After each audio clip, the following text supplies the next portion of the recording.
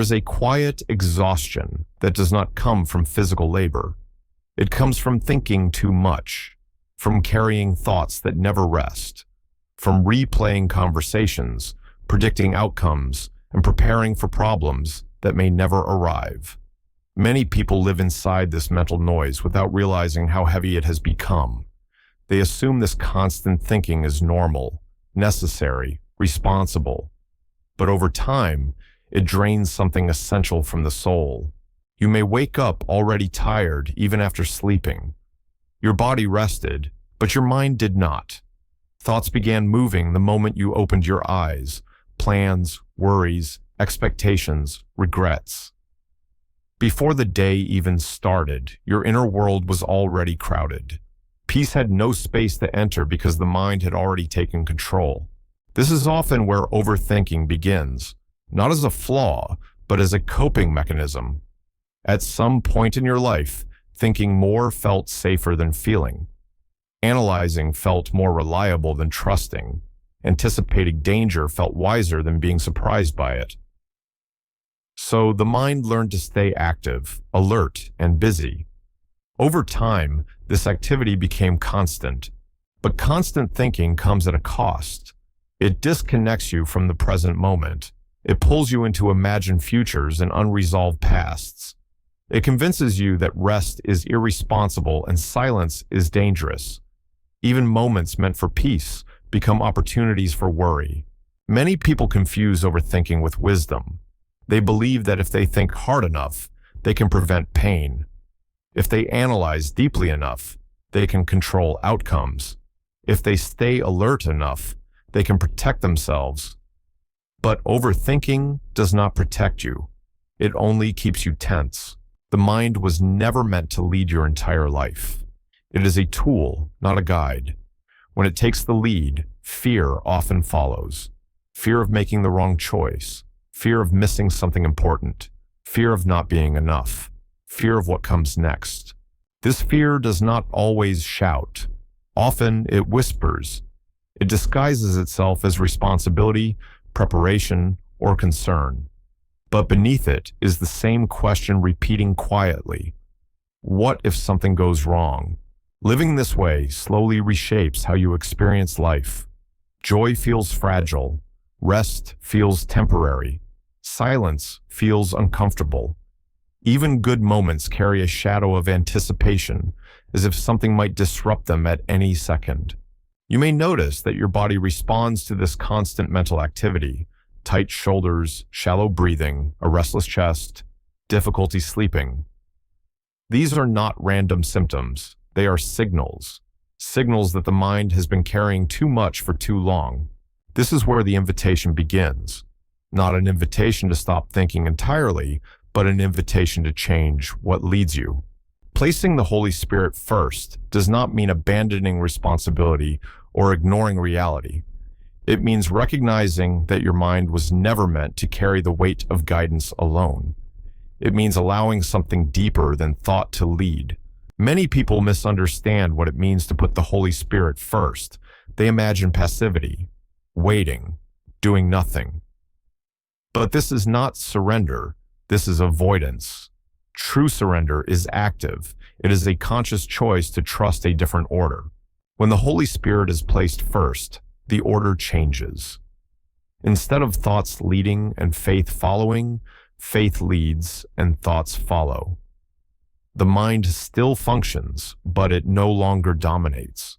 It becomes responsive instead of reactive. This shift is subtle at first. You may not notice it immediately, but slowly, the tone of your inner world begins to change. Thoughts feel less urgent, less aggressive, less demanding. They no longer rush you toward conclusions. Fear loses its authority. It may still appear, but it no longer decides. You begin to notice the difference between a thought and a direction, between mental noise and inner guidance. The Holy Spirit does not shout over your thoughts. He does not compete with them. He waits for space. When you stop forcing clarity, space appears naturally. In that space, guidance can be felt. This guidance rarely arrives as detailed instructions. It often arrives as calm, as a sense of steadiness, as a quiet knowing that you do not need to solve everything right now. This calm is not the absence of problems, it is the absence of panic. Overthinking demands immediate answers. The Holy Spirit invites patience.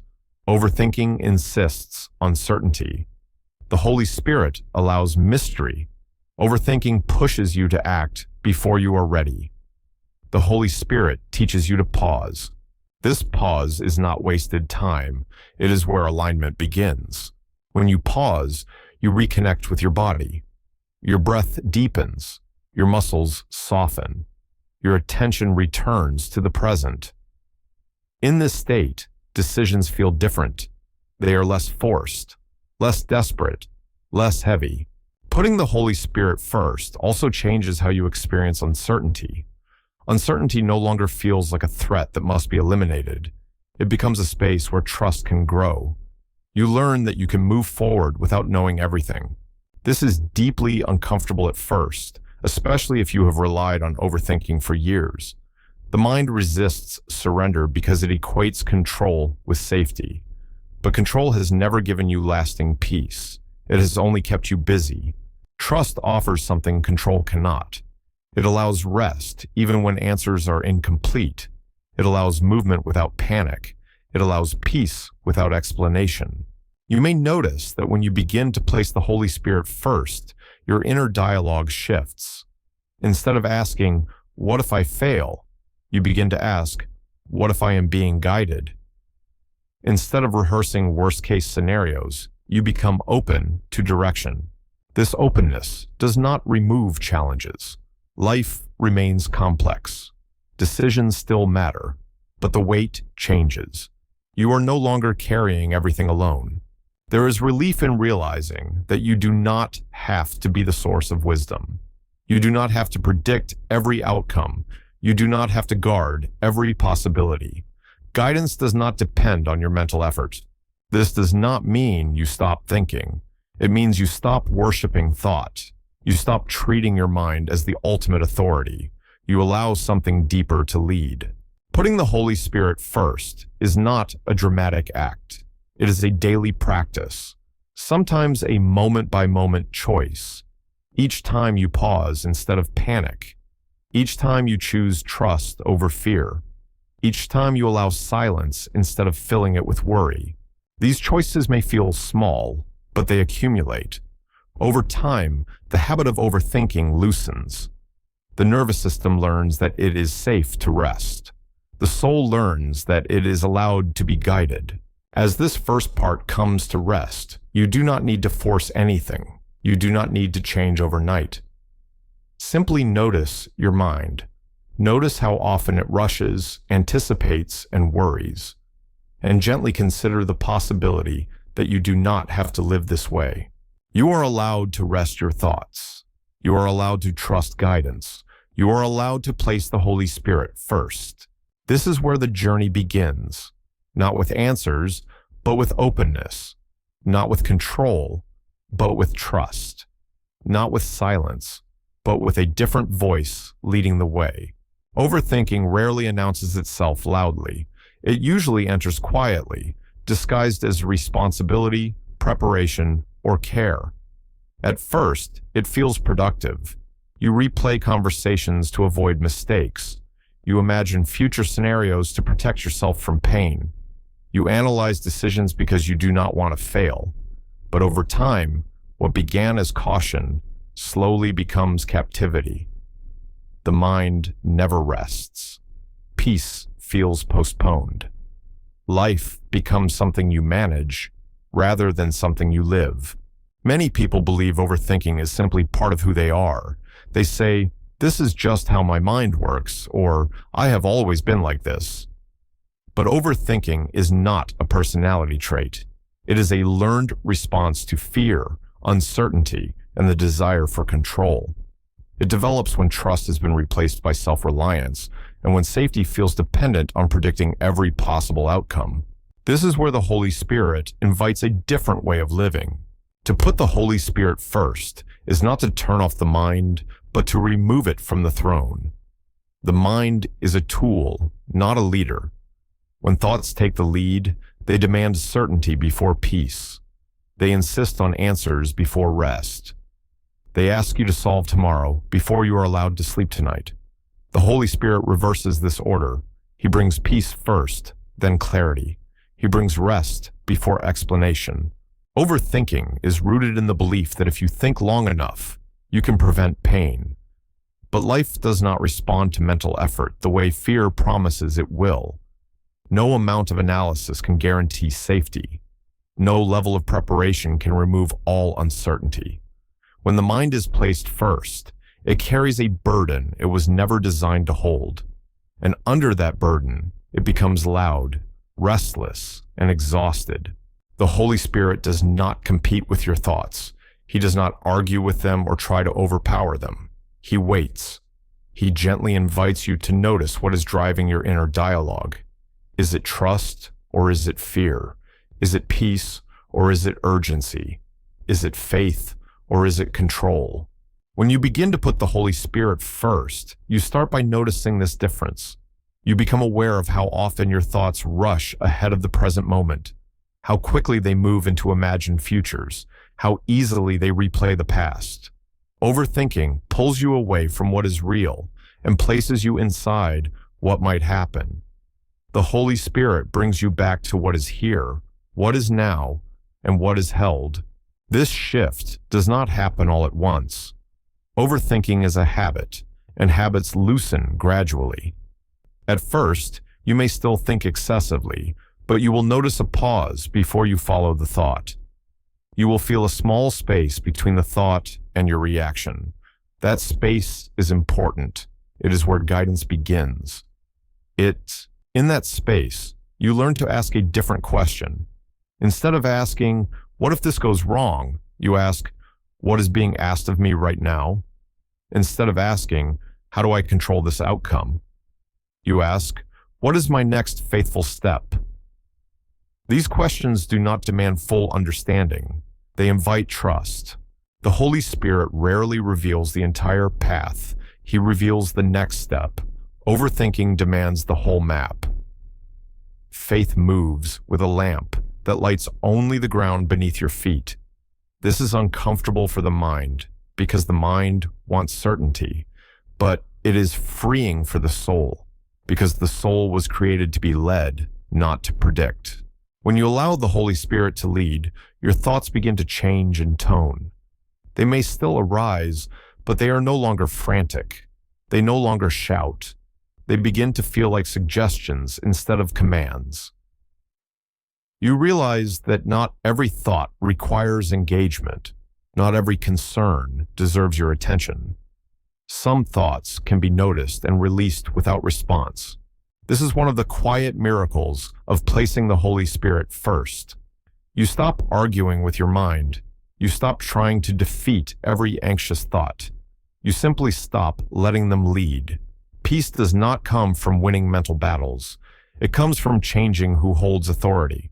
Overthinking often convinces you that urgency is necessary. It tells you that if you do not decide now, you will miss your chance. If you do not fix this immediately, everything will collapse. The Holy Spirit speaks differently. He does not rush you. He does not pressure you into clarity. He allows things to unfold in time. He understands that some answers come only after rest, and some solutions emerge only after surrender. There is a humility required in this way of living. You must accept that you do not know everything, that your perspective is partial, that your fears distort your vision. But humility is not humiliation. It is alignment. It places you back into your rightful position as one who is guided rather than one who must control. When the Holy Spirit is placed first, you begin to trust timing again. You stop forcing conclusions. You allow space for growth, change, and movement. You realize that silence is not abandonment, and waiting is not failure. Many of the most important transformations happen quietly, beneath the surface, without immediate evidence. Overthinking resists this because it equates movement with safety. Faith understands that stillness can also be movement. Rest can also be progress. Surrender can also be strength. As you practice placing the Holy Spirit first, you may notice that your reactions slow down. You respond instead of react. You listen more deeply. You become less defensive. You feel less compelled to explain yourself or justify every decision. This does not make you passive. It makes you grounded. Life continues to present challenges. Decisions still matter. Responsibilities remain, but the weight changes. Instead of carrying everything alone, you carry it with support. Instead of being driven by fear of what might happen, you are guided by trust in what is already held. This is not a one-time decision. It is a daily practice, sometimes a moment-by-moment practice. There will be days when overthinking returns strongly, days when fear tries to reclaim authority. When that happens, you do not need to condemn yourself. You simply return, you pause, you realign, you place guidance before anxiety again. Putting the Holy Spirit first is not about perfection. It is about willingness. Willingness to pause before reacting. Willingness to listen before deciding. Willingness to trust before understanding. As this part comes to rest, allow yourself to breathe. You do not need to solve your life tonight. You do not need to predict tomorrow. You do not need to carry every possibility. You are allowed to be guided. You are allowed to rest. You are allowed to let peace lead. This is not weakness. This is wisdom. This is the beginning of freedom from overthinking. This is what happens when the Holy Spirit is placed first. Control often disguises itself as responsibility. It tells you that if you do not stay alert, things will fall apart. If you do not think ahead, something bad will happen. If you loosen your grip even slightly, you will lose everything. Over time, this belief becomes exhausting.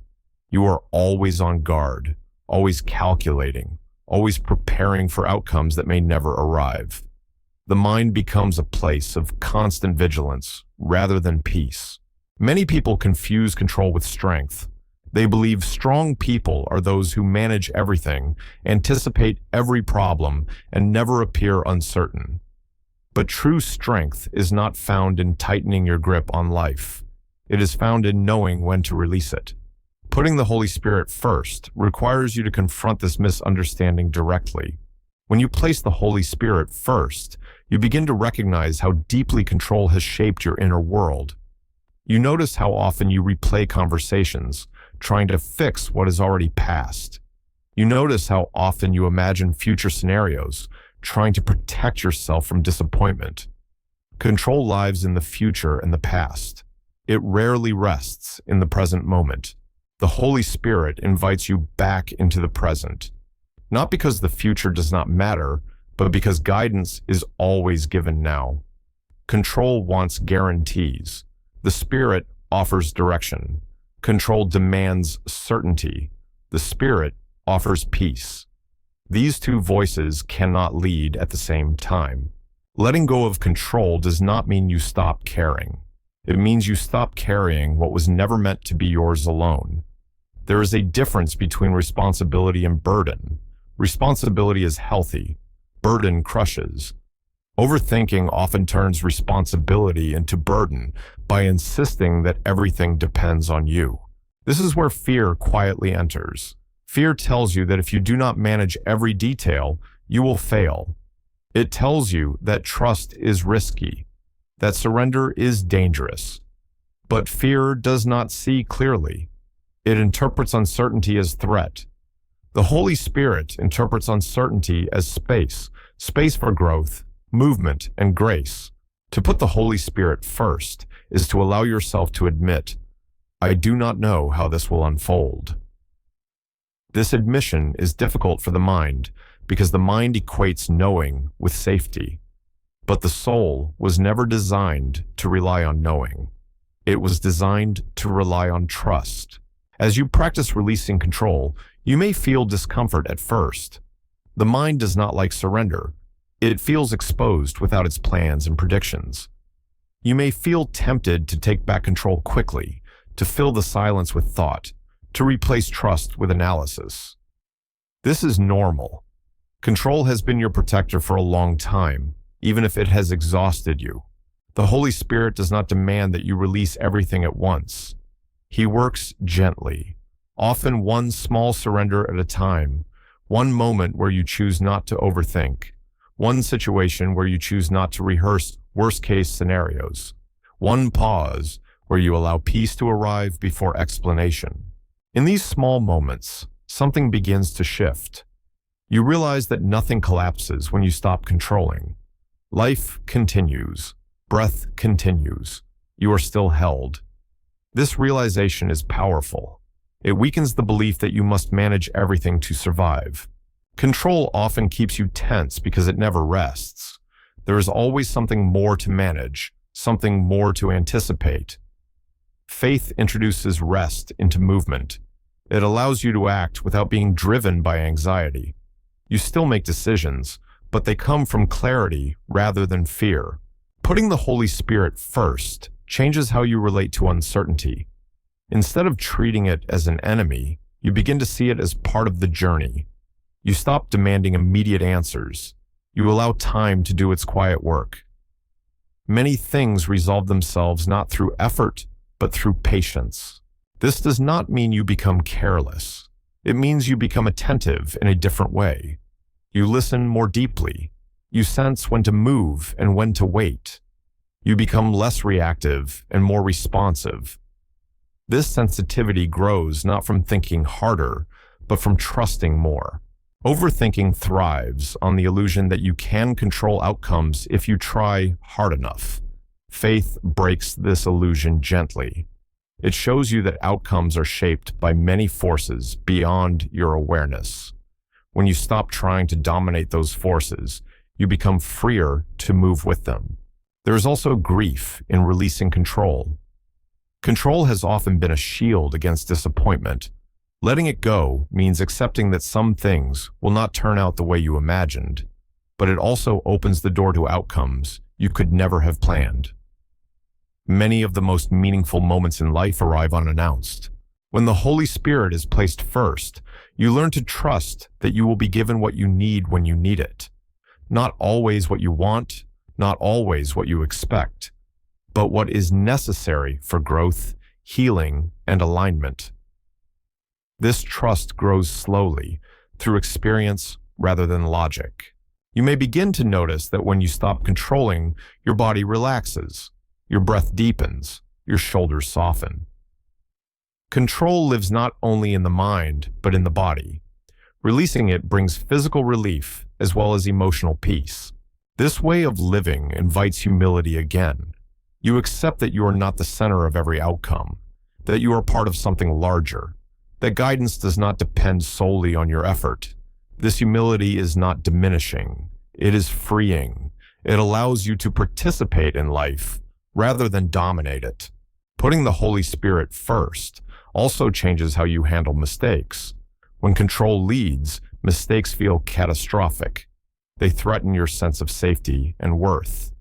When trust leads, mistakes become information. They guide you rather than condemn you. You learn, adjust, and continue without self-punishment. As you release control, you may notice a growing sense of compassion for yourself and for others. You recognize how much fear drives behavior. You become less judgmental, less rigid, more patient. This softness is not weakness. It is evidence of trust.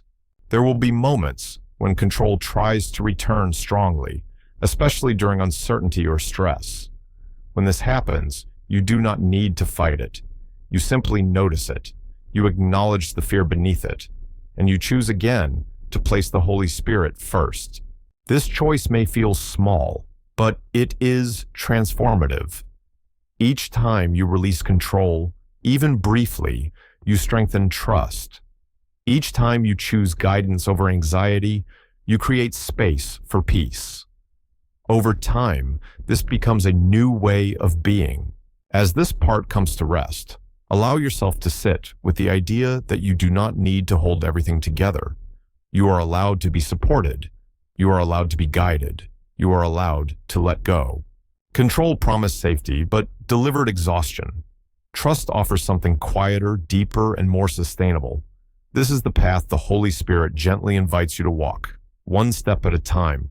To put the Holy Spirit first is often misunderstood.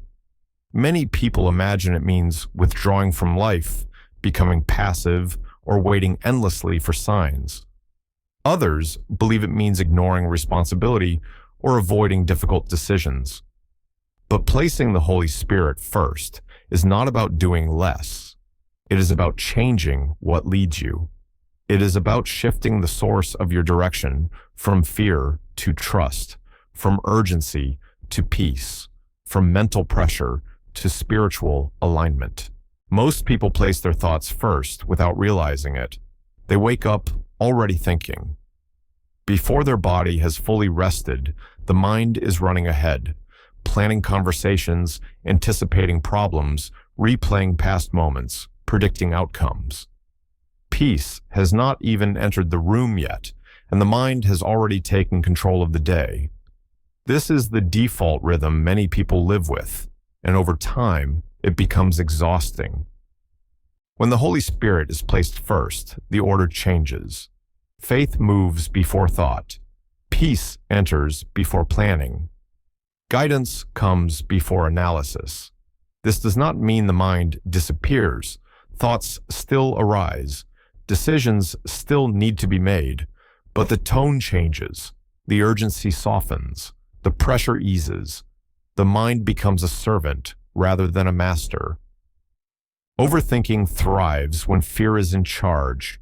Fear is loud. It speaks quickly and demands immediate answers. It insists that you must decide now, fix now, understand now. It convinces you that delay is dangerous and uncertainty is unacceptable. Fear does not ask whether you are ready. It pushes you forward without peace.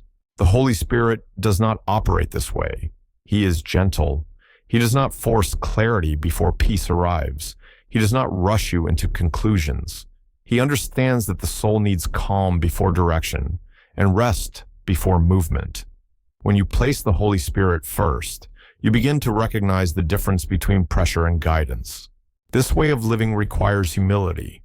You must admit that your understanding is limited, that your perspective is shaped by emotion, memory, and fear, that you do not see the full picture. But humility is not weakness. It is openness. It creates space for wisdom that is not confined to anxiety or mental effort. Many people resist this because they believe thinking harder will eventually bring relief. They assume that if they analyze every angle, they will feel safe. But overthinking does not produce peace. It produces fatigue. The mind was never designed to carry the weight of certainty. It was designed to respond to guidance, not replace it. When the Holy Spirit is placed first, you stop asking your fears to guide you.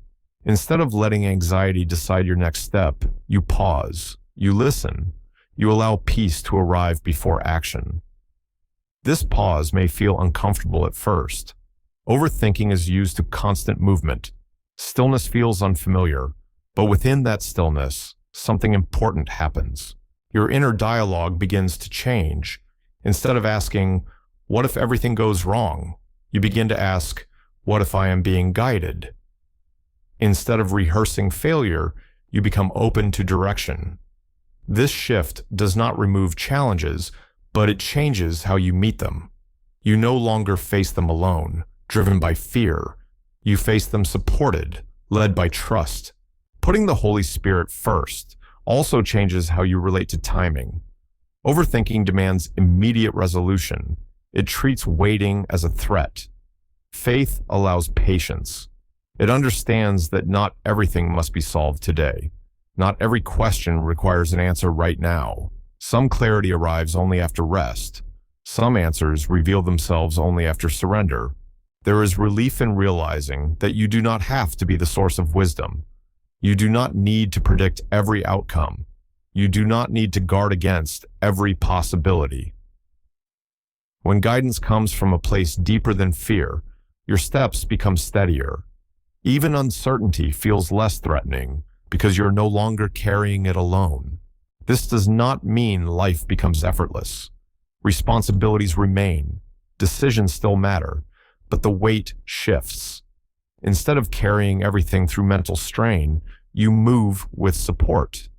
Instead of pushing forward through anxiety, you walk with trust. This difference may seem subtle, but it is transformative. You may notice that when the Holy Spirit is placed first, your reactions slow down. You respond instead of react. You listen instead of panic. You feel less driven to control outcomes and more open to direction. This is how peace grows, not through effort, but through alignment. Overthinking often convinces you that control equals safety. It tells you that if you stay alert long enough, nothing bad will happen. But control cannot protect you from life. It can only exhaust you. Trust does not promise a life without difficulty, but it offers a way to move through difficulty without losing peace. This way of living develops gradually.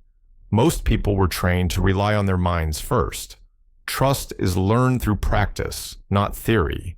Each moment you choose guidance over fear, the habit of overthinking loosens slightly. Each time you pause instead of rushing, peace gains ground. Putting the Holy Spirit first is not a one-time decision.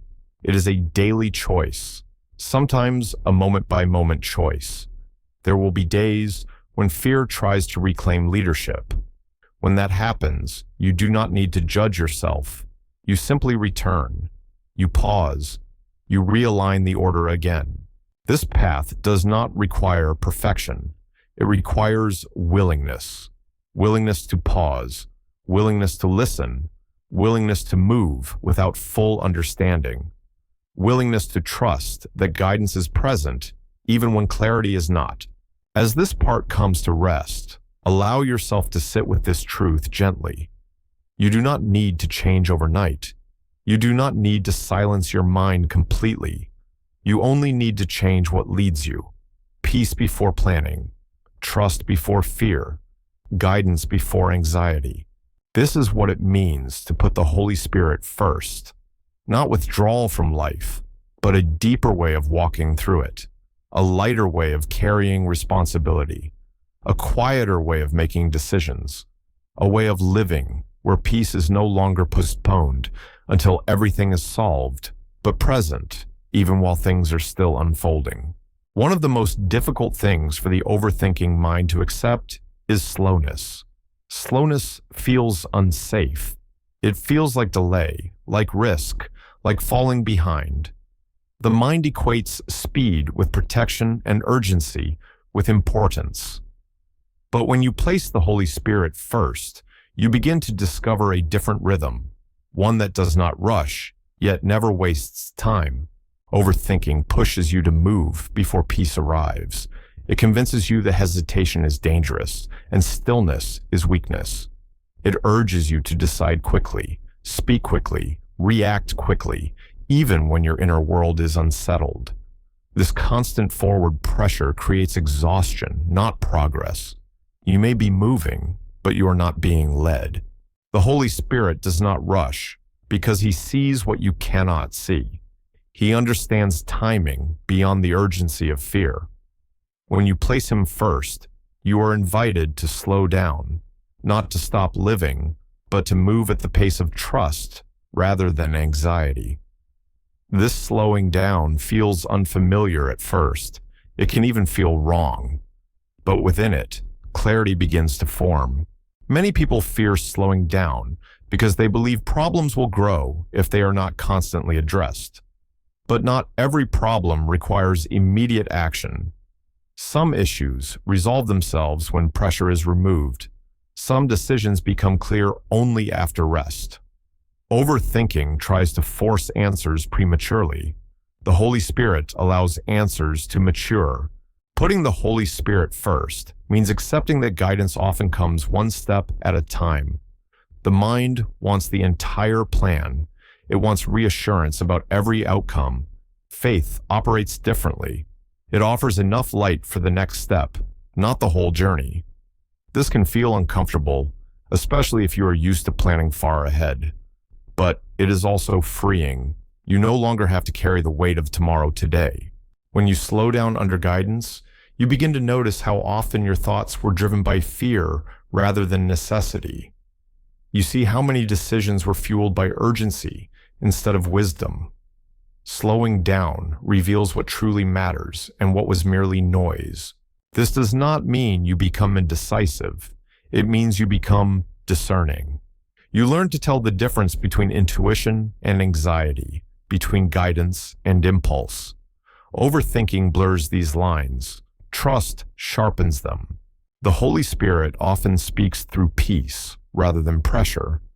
When you are aligned, decisions feel settled rather than frantic. You may still feel uncertainty, but it no longer paralyzes you. You move forward calmly, even without full understanding. This calm movement is a sign of trust, not passivity. Many people believe that if they slow down, they will miss opportunities. But opportunities that require panic are rarely aligned. What is meant for you does not need to be chased in fear. When you are guided, what belongs to you meets you at the right time. Slowing down allows you to recognize these moments instead of rushing past them. Overthinking also keeps you mentally in the future. You are rarely where you are. Your body may be present, but your mind is elsewhere, anticipating conversations, imagining outcomes, rehearsing responses. The Holy Spirit gently draws you back into the present moment. This is where guidance is received. This is where peace lives. When you place the Holy Spirit first, you learn to wait without anxiety. Waiting becomes a form of trust rather than a sign of failure. You stop interpreting delay as rejection. You begin to see it as preparation. This shift changes how you experience time itself. Time becomes spacious instead of threatening. Slowing down also changes how you relate to yourself. Overthinking often comes with self-criticism. You judge yourself for not doing enough, not knowing enough, not being enough. When you move at the pace of trust, this inner harshness softens. You allow yourself to be human. You allow growth to be gradual. There is also courage in slowing down. It takes courage to resist the pressure of urgency. It takes courage to pause when everyone else is rushing. But this courage is rewarded with clarity. When you are not constantly reacting, you can hear more clearly. You can sense when to move and when to wait. Putting the Holy Spirit first teaches you that stillness is not inactivity. Stillness is alignment. It is the moment when you stop fighting life and start moving with it.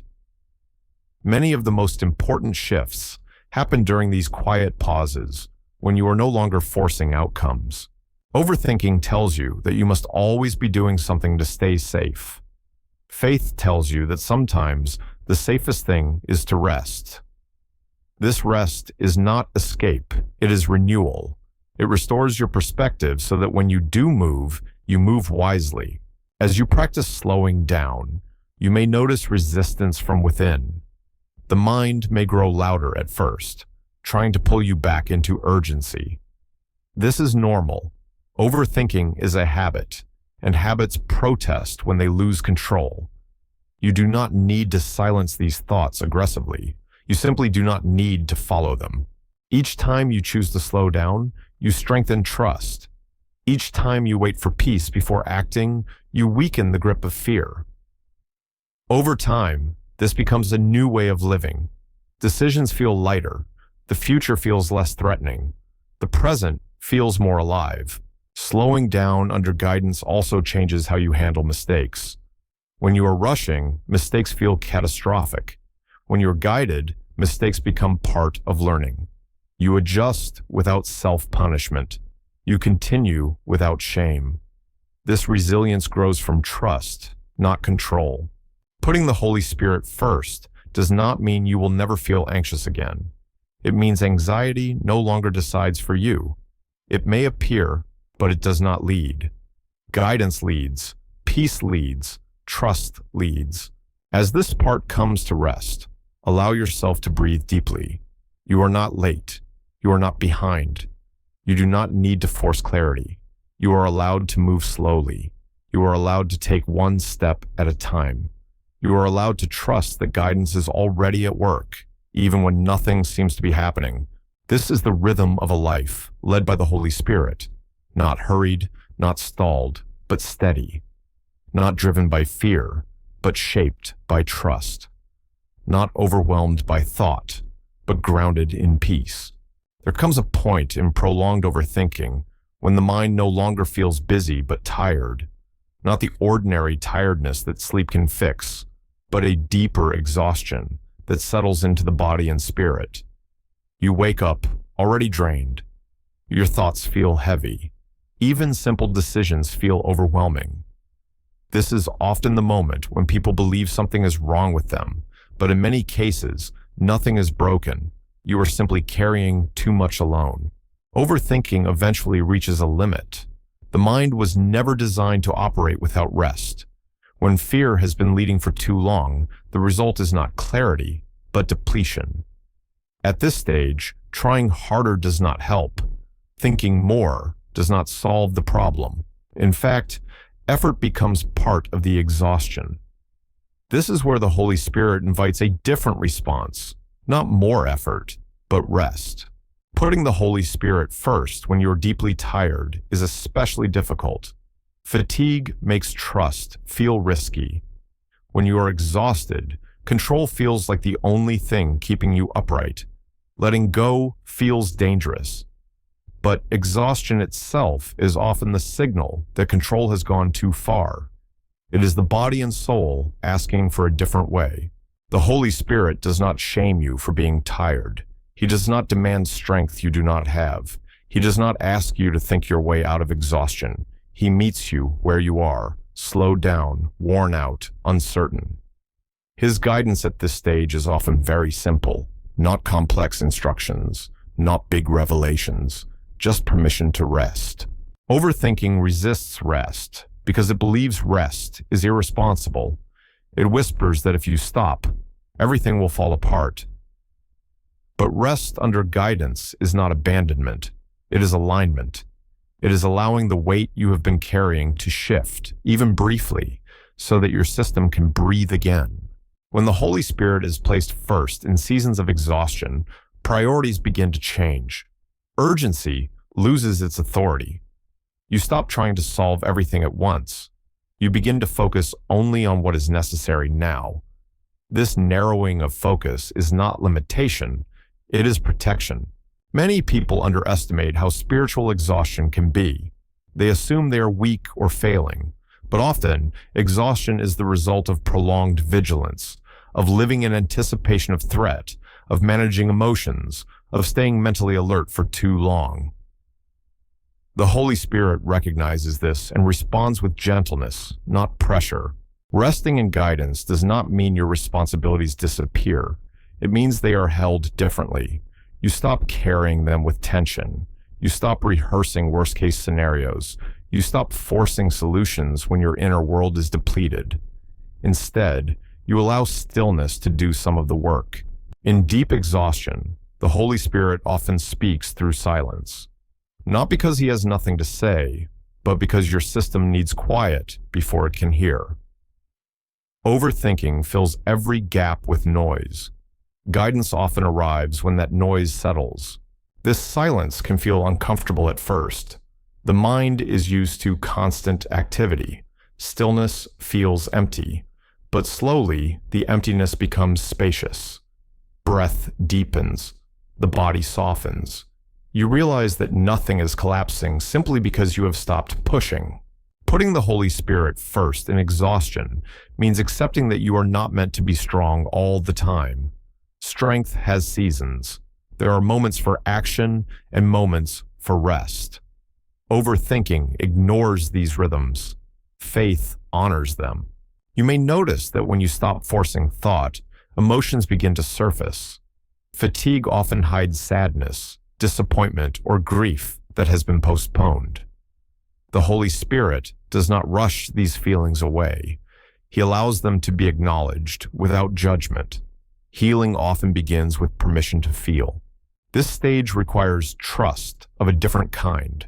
Not trust that things will work out quickly, but trust that you are safe even while resting. Safe even while unsure. Safe even while doing less. This trust rebuilds what overthinking has worn down. When you allow rest, clarity often returns slowly, almost unnoticed. Not as a sudden insight, but as a gentle shift. Decisions feel lighter. Thoughts feel quieter. You begin to sense what matters and what can wait. This clarity is not produced by effort. It emerges from restoration. The Holy Spirit understands that when you are exhausted, the most faithful act may be to stop striving, to stop explaining, to stop fixing, to simply remain present and receptive. This is not giving up. It is letting support reach you. Overthinking taught you to believe that survival depends on constant awareness. Rest teaches you that survival is also sustained by surrender. You are not held together by your thoughts. You are held by something deeper. As exhaustion lifts gradually, you may feel tempted to return immediately to old patterns, to speed up again, to take control again. When this happens, you do not need to force yourself to stay slow. You simply remain attentive. You notice when urgency replaces peace, and you gently realign again.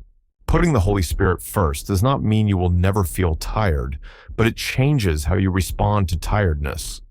Instead of pushing through at all costs, you listen. Instead of criticizing yourself, you care for yourself. This compassion is not self-indulgence. It is wisdom. This way of living rebuilds trust, not only in guidance, but in yourself. You learn that you can rest without losing direction.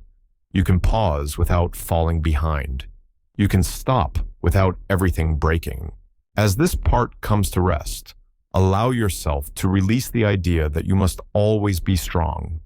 You are allowed to be supported. You are allowed to be tired. You are allowed to let peace carry you when effort no longer can. This is what happens when the Holy Spirit is placed first in exhaustion. Life does not demand more from you. It meets you gently. And in that gentleness, strength slowly returns, quietly, steadily, without force. When the exhaustion begins to soften, a quiet question often rises within you. Not a loud question, not a demanding one, but a gentle uncertainty. What comes next? Overthinking wants to answer this question immediately. It searches for plans, strategies, and guarantees. But when you place the Holy Spirit first, the answer rarely arrives as a full explanation. It arrives as a step. Many people struggle with this stage because they are used to seeing far ahead. They want assurance that the path will be safe, successful, and meaningful before they move. Overthinking trained them to believe that movement without clarity is dangerous. But faith operates differently. Faith does not ask you to see the whole road. It asks you to trust the ground beneath your feet. Being guided one step at a time feels vulnerable. It exposes your need for trust. It reveals how much comfort you once found in planning and prediction. But it also relieves you of a burden you were never meant to carry. You were not created to foresee every outcome. You were created to be led. The Holy Spirit understands your limits. He knows what you can carry and what you cannot. When He guides you step by step, He is not withholding information. He is protecting you from overload. Too much clarity too soon can overwhelm a tired mind. Too many options can paralyze rather than empower. Guidance comes in portions because your capacity matters. Overthinking equates safety with certainty. It wants everything settled before action. Faith equates safety with presence. It knows that you are not alone in the unknown. When you take a single step under guidance, you discover that the strength to take the next step arrives later, not sooner. This is how trust is built, through experience, not anticipation. You may notice resistance within you at this stage. The mind may protest, insisting that one step is not enough. It may argue that without a clear plan, you are risking failure. These thoughts are familiar. They are habits formed during seasons of fear. You do not need to fight them. You simply do not need to obey them. When you place the Holy Spirit first, you begin to learn a new question. Not, where will this lead? But, what is being asked of me now? This question anchors you in the present moment. It removes the pressure to solve your life and replaces it with the invitation to participate in it.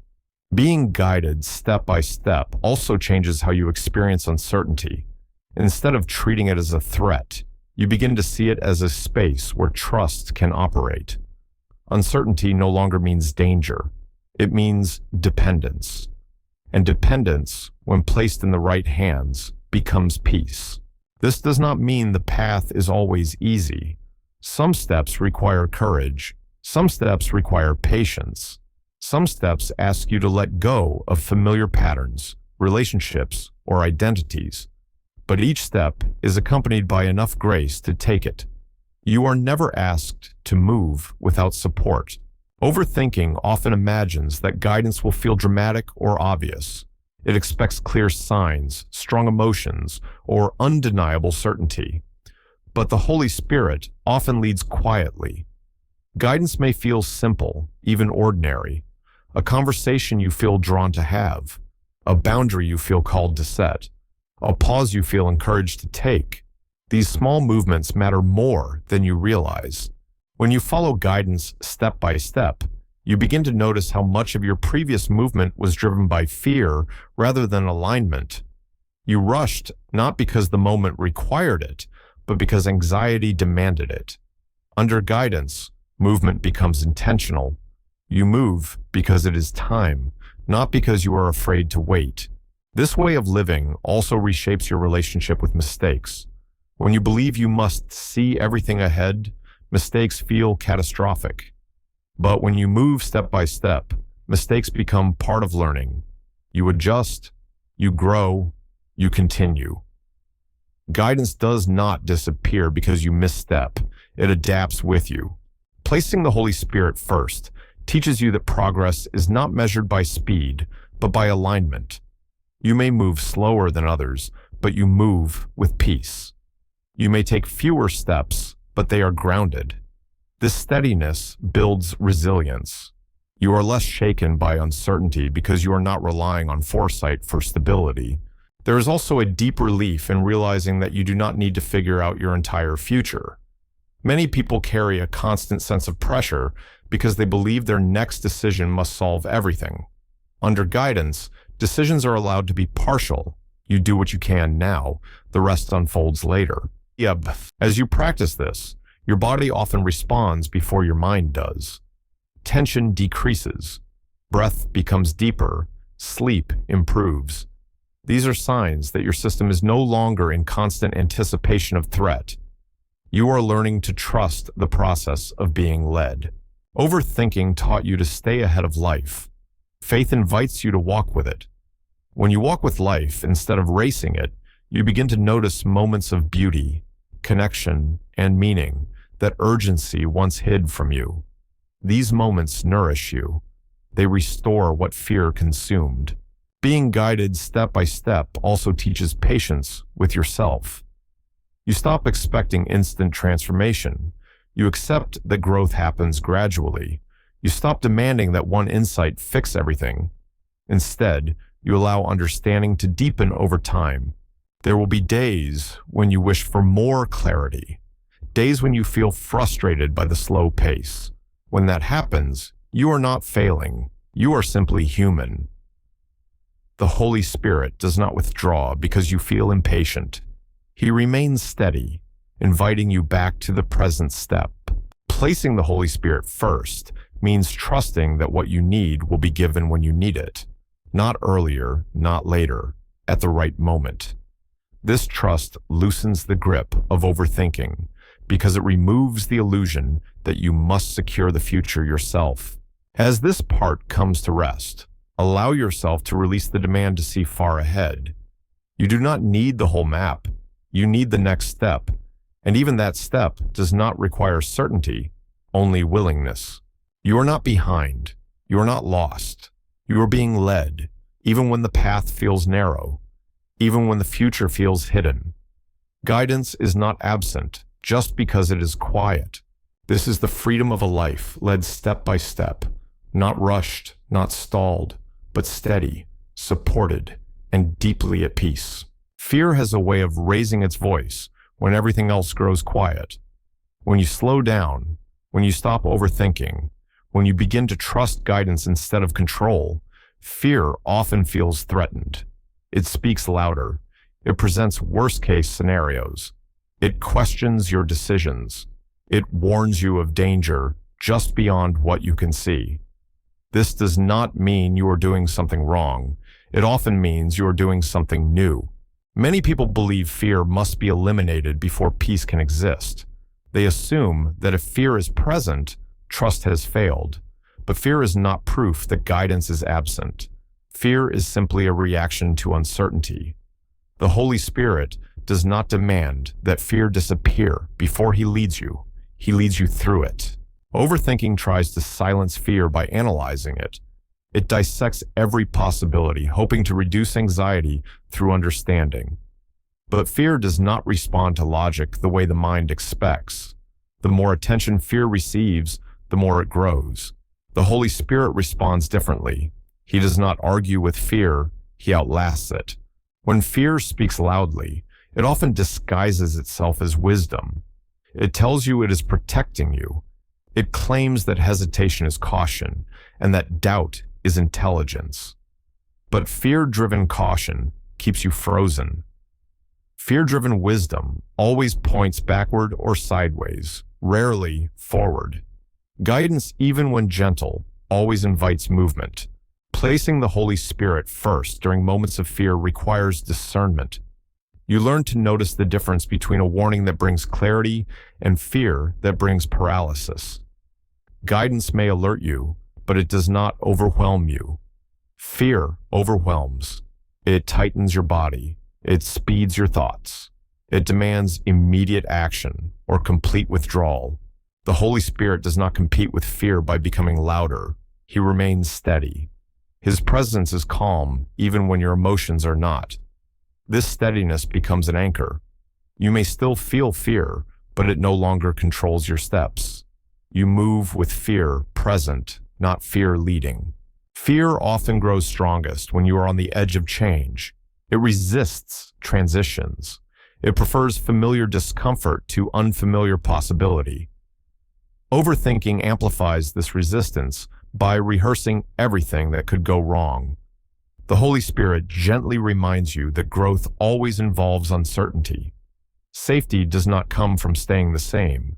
It comes from being supported while you move. When fear speaks, it often points to imagined futures. It pulls you away from the present moment. It asks you to solve problems that do not yet exist. Guidance brings you back to now. It asks you to stay with what is real instead of what might happen. This return to the present weakens fear's grip. You may notice that fear uses urgency as a tool. It tells you that you must decide immediately or you will lose your chance.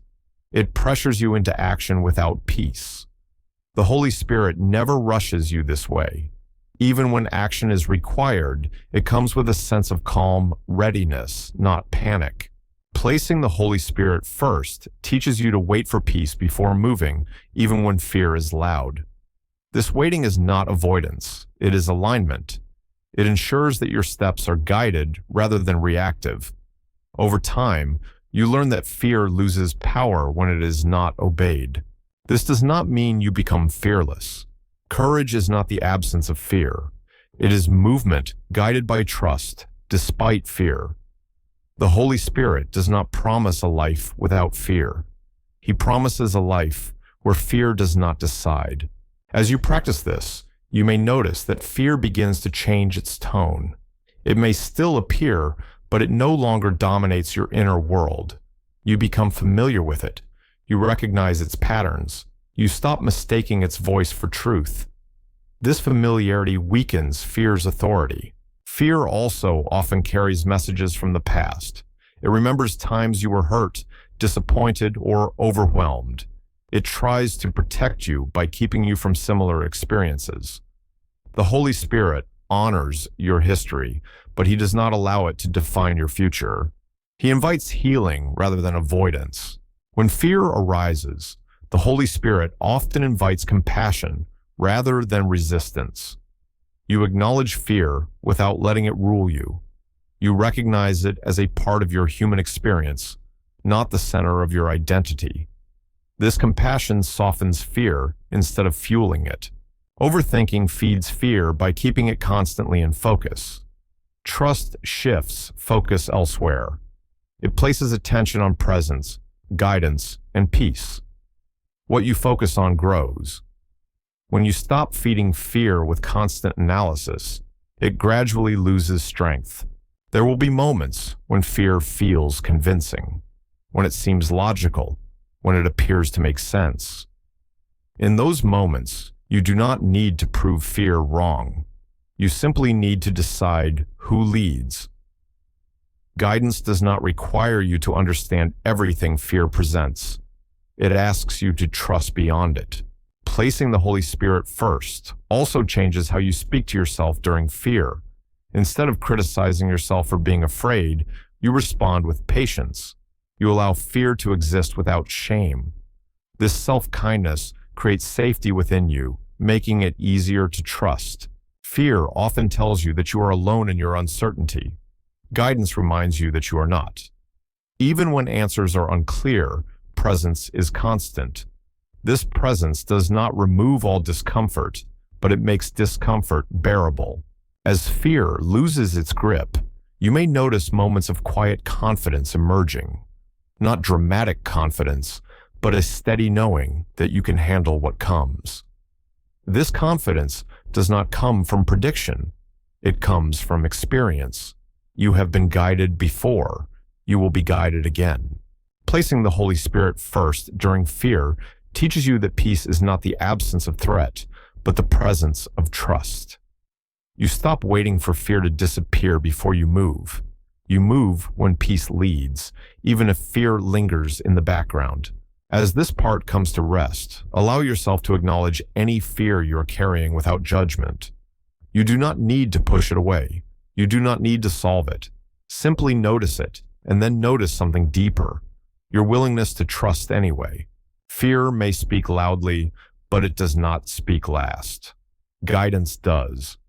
And as you continue to place the Holy Spirit first, fear gradually learns that it no longer holds authority over your steps.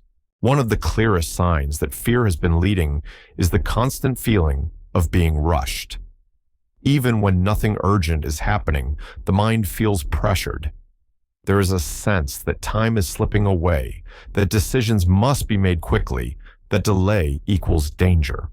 Overthinking thrives in this atmosphere. It feeds on urgency and mistakes pressure for importance. But when you place the Holy Spirit first, you begin to notice something very different. There is no rush. The Holy Spirit never forces movement. He does not push you ahead of your readiness. He does not demand instant clarity. His guidance does not arrive as panic or pressure. It arrives as steadiness. Even when action is required, it is accompanied by calm rather than anxiety. This difference matters more than most people realize. Many people have learned to associate urgency with responsibility. They believe that if they are not constantly moving, they are failing. They feel guilty for resting, hesitant for waiting, weak for slowing down. Overthinking reinforces this belief by turning every pause into a problem. But guidance operates on a different rhythm. It understands that timing is not created by pressure, but by alignment. When you place the Holy Spirit first, you begin to sense when movement is being driven by fear rather than direction. Fear-driven movement feels tight. It carries tension in the body. It narrows your vision. It leaves you exhausted even after you act. Guidance-driven movement feels grounded. It may still be challenging, but it does not drain you in the same way. There is a sense of rightness, even without certainty. The Holy Spirit respects your pace. He understands your capacity. He knows when you're ready to move and when you need to wait. This patience is not indifference, it is care. Overthinking does not have this patience. It treats every moment as a crisis and every delay as a threat. Learning to trust this gentler pace can feel uncomfortable at first. If you are used to urgency, calm may feel like stagnation. Silence may feel like neglect. Waiting may feel like loss. But over time, you begin to notice that nothing truly aligned is lost through patience. What is meant to unfold, unfolds in its time. One of the reasons urgency feels so convincing is that it gives the illusion of control. It makes you feel active, engaged, responsible. But activity without alignment leads to burnout. Movement without guidance leads to confusion. The Holy Spirit does not ask you to stop acting. He asks you to act from peace rather than panic. Placing the Holy Spirit first teaches you to wait for inner confirmation before moving. This confirmation does not always come as excitement or certainty. Often it comes as quiet steadiness, a sense that you are not forcing the step, a feeling that even if the outcome is unclear, the movement itself is grounded. Overthinking often wants reassurance about results. It asks, will this work? Will this succeed? Will this protect me? Guidance asks a different question. Is this aligned? When alignment leads, results become secondary. You focus on faithfulness rather than outcomes. This shift removes a great deal of pressure from decision-making.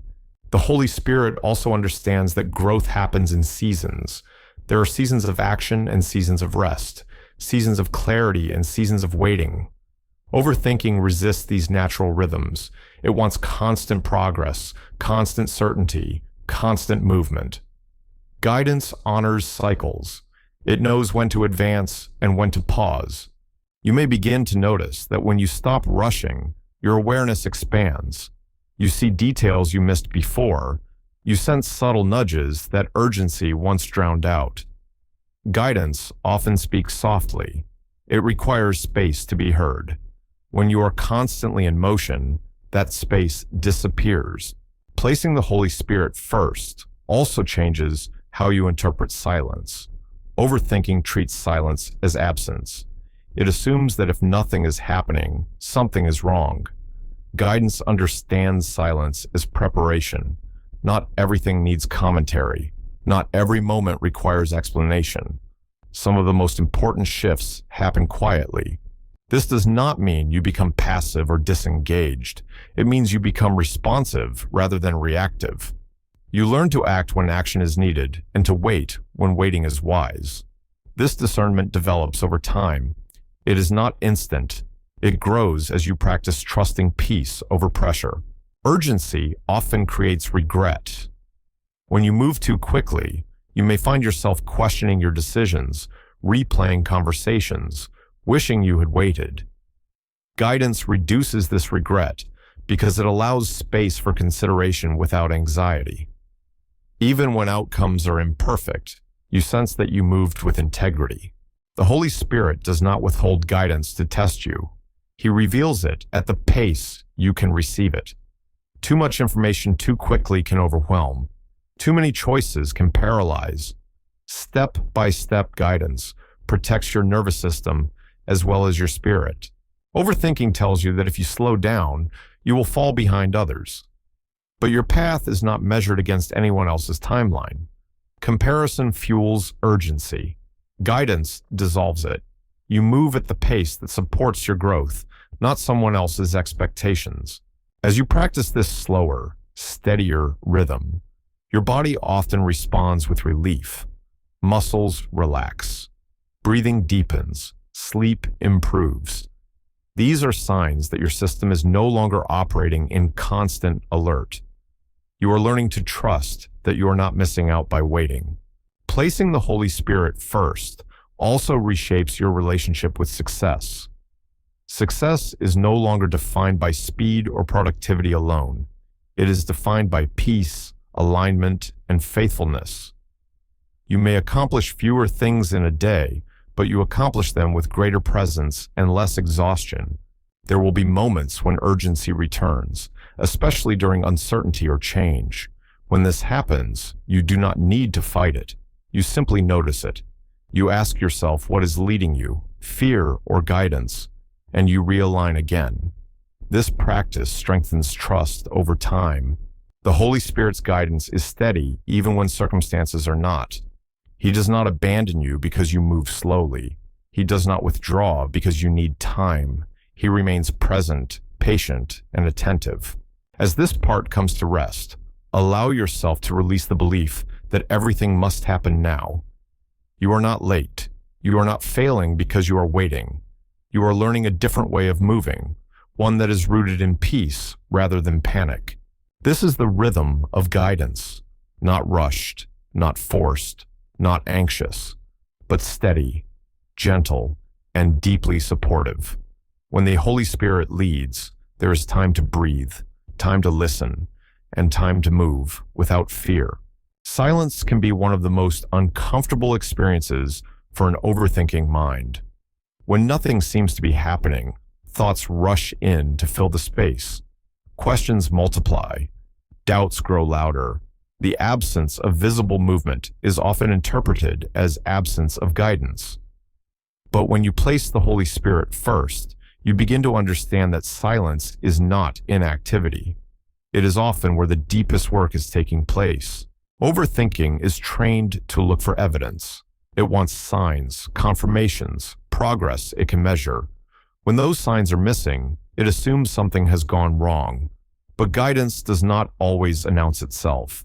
The Holy Spirit does not perform for your reassurance. He works in ways that are often unseen, shaping things beneath the surface before they appear outwardly. Many people abandon trust during silence because they mistake quiet for neglect. They assume that if God is not speaking audibly or circumstances are not changing visibly, they have been forgotten. But silence has always been part of how transformation unfolds. Growth in nature happens quietly. Roots deepen before branches appear. Healing begins long before symptoms fade. When you place the Holy Spirit first, you learn to remain present during silence rather than fleeing from it. You stop trying to force movement. You stop filling every moment with effort. You allow stillness to exist without immediately interpreting it as failure. This allowance creates space for something new to emerge. The Holy Spirit often uses silence to recalibrate your inner world. Overthinking keeps you externally focused, scanning for threats or opportunities. Silence draws you inward. It slows your nervous system. It exposes what has been driving you beneath the surface. In this quiet, patterns become visible, attachments loosen, priorities shift. Silence also reveals how much of your peace was dependent on control. When there is nothing to manage, nothing to fix, nothing to solve, discomfort arises. The mind looks for something to do. The Holy Spirit gently invites you to notice this discomfort without reacting to it. Not everything uncomfortable needs to be resolved immediately.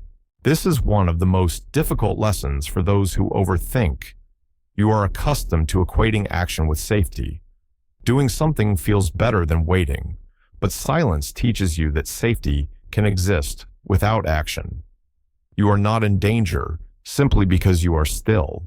You are not failing because nothing is happening. Putting the Holy Spirit first in silence requires trust of a deeper kind. Not trust that things will change soon, but trust that you are being held even while they do not. This trust stabilizes you in ways that clarity never could. You stop chasing reassurance and begin to rest in presence. In silence, the Holy Spirit often works on alignment rather than direction. He may not tell you where to go next, but he prepares you for when movement comes. He softens resistance. He heals fatigue. He quiets fear. These changes are subtle, but they matter. Without them, direction would overwhelm rather than support you. Overthinking resists this because it wants answers now. It treats waiting as wasted time. But silence is not empty time. It is fertile. It allows insight to form naturally rather than being forced. Many realizations arrive not through analysis, but through rest. When you learn to stay during silence, you may notice that your inner noise begins to decrease. Thoughts still arise, but they no longer dominate. You stop reacting to every mental impulse. You become an observer rather than a participant in the constant stream of thinking. This distance brings relief. Silence also invites honesty. Without distraction, you may become aware of emotions you have been avoiding. Sadness, disappointment, grief, or longing may surface. The Holy Spirit does not rush you past these feelings. He allows them to be acknowledged without judgment. Healing requires presence, not avoidance. Many people fear silence because they believe it will expose something they cannot handle. But the Holy Spirit never reveals more than you can carry. What surfaces in silence is what is ready to be healed. You are not overwhelmed because you are supported. Overthinking often assumes that if guidance were present, it would feel dramatic or obvious. But the Holy Spirit's work is often quiet and steady. He rearranges things internally before they shift externally. He prepares the ground before the seed breaks through the soil. This is why silence often precedes clarity. When the noise settles, insight has room to emerge. When urgency fades, wisdom becomes accessible. You begin to sense what no longer fits. You recognize what needs to change. These realizations feel less like ideas and more like knowing. Putting the Holy Spirit first during silence also changes how you relate to time. You stop counting minutes and measuring progress. You become less preoccupied with when things will happen and more attentive to how you are being shaped. This shift reduces anxiety because it removes the pressure of expectation. There will be moments when silence feels long, when you wish for direction, when you wonder if you are doing something wrong. In those moments, you are invited to return to a simple truth. Presence is not absence. Guidance is not always loud. Work is not always visible. The Holy Spirit does not withdraw because you are unsure. He does not abandon you because you need reassurance. He remains steady, even when your perception wavers. Silence is not a test you must pass. It is a space you are allowed to inhabit. As you practice staying present during silence, trust deepens. Not trust in outcomes, but trust in process. You realize that even when you cannot see movement, something is unfolding. Even when answers are delayed, alignment is occurring. This realization calms the part of you that once panicked in uncertainty. Overthinking loses much of its power when you no longer fear silence. When quiet no longer signals danger, the mind stops scrambling for control. Peace becomes less fragile. You no longer need constant stimulation or reassurance to feel okay. Silence also prepares you to hear guidance more clearly when it does come. When the noise has settled, even subtle nudges become noticeable. You are not distracted by urgency. You are attentive. This attentiveness makes guidance easier to follow. Placing the Holy Spirit first means trusting that even when you do not hear instructions, you are not lost. You are being prepared. You are being restored. You are being aligned. These processes are slow, quiet, and deeply intentional. As this part comes to rest, allow yourself to release the fear of nothing happening. You are not stalled. You are not forgotten. You are not failing because you are waiting. Silence is not a gap in guidance. It is often the place where guidance begins. You are allowed to rest here. You are allowed to be still without explanation. You are allowed to trust that unseen work is underway. This is the quiet strength of a life led by the Holy Spirit, a strength that does not depend on constant movement, but on deep, steady presence. After silence has done its quiet work, something subtle begins to shift. You may not notice it immediately. There is no dramatic change, no sudden clarity, no loud relief. Instead, there is a gentle loosening. The weight you have been carrying starts to feel slightly lighter. Not because your problems have disappeared, but because you are no longer gripping them as tightly as before. Overthinking thrives on accumulation. One thought leads to another, and another, until the mind feels crowded and heavy. Each worry adds weight. Each unresolved question tightens the grip. Over time, you carry far more than the present moment requires. Placing the Holy Spirit first invites you into a different practice, laying things down, one thought at a time. Many people believe they must release everything all at once to experience peace. When that feels impossible, they give up. But the Holy Spirit does not ask for sudden surrender. He invites gradual release. One burden acknowledged, one fear noticed, one thought gently set aside. This pace matters because it respects your capacity. Letting go is rarely dramatic. It often looks like choosing not to continue a mental conversation. It looks like pausing when the mind wants to rehearse a problem again. It looks like recognizing a thought and deciding not to follow it further. These moments may seem small, but they are powerful. They interrupt patterns that have governed you for a long time. Overthinking convinces you that holding on to thoughts is responsible. It suggests that if you keep worrying, you are staying prepared. But preparation rooted in anxiety does not protect you. It exhausts you. The Holy Spirit shows you that some thoughts are not meant to be carried indefinitely. They can be held briefly, acknowledged, and then released. Placing the Holy Spirit first teaches you to distinguish between what requires action and what requires trust. Some things need your involvement, others do not. Overthinking blurs this distinction by treating everything as urgent. Guidance clarifies it by restoring proportion. You learn what belongs to you and what does not. As you begin to lay burdens down, you may notice resistance. The mind may argue that letting go is risky. It may insist that if you stop worrying, something will be missed. This resistance is not a sign that release is wrong. It is a sign that a habit is being challenged. The Holy Spirit does not force you to drop everything. He waits for willingness. When you offer even a small willingness, support arrives. You realize that you do not collapse when you stop carrying a thought. Life continues. Breath continues. You are still here. This realization weakens the belief that you must carry everything to survive. Letting go one thought at a time also brings gentleness toward yourself. Instead of criticizing your mind for being anxious, you begin to understand it. You see how fear shaped your thinking. You recognize that overthinking was an attempt to stay safe. This understanding creates compassion rather than judgment. Compassion is important because shame tightens grip. When you shame yourself for worrying, you add another burden. The Holy Spirit does not shame. He invites. He understands that release happens more easily in safety than in pressure. As burdens are laid down, space opens.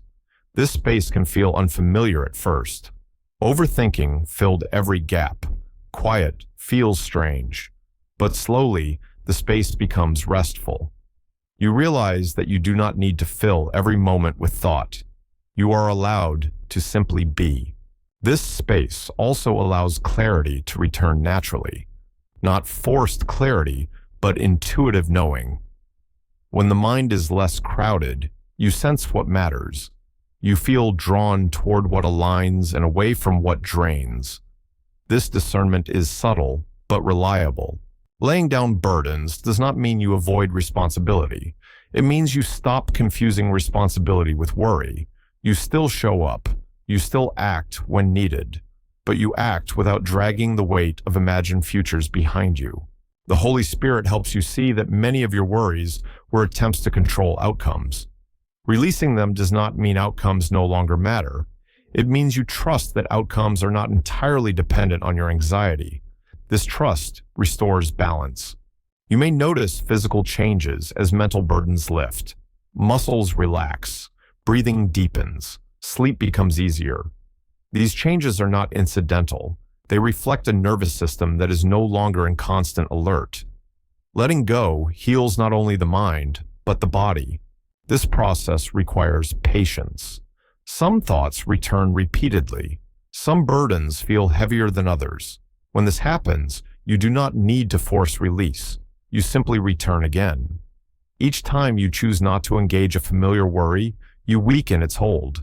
Placing the Holy Spirit first does not eliminate thought. It reorders it.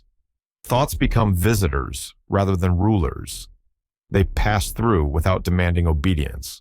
This shift creates freedom. You are no longer trapped inside your own mind. As you practice laying things down, you may also notice a change in how you relate to others. You become less reactive, less defensive. You listen more fully because your attention is no longer consumed by inner noise. Relationships feel lighter because you are more present. Letting go also prepares you for what comes next. When your hands are full, you cannot receive anything new.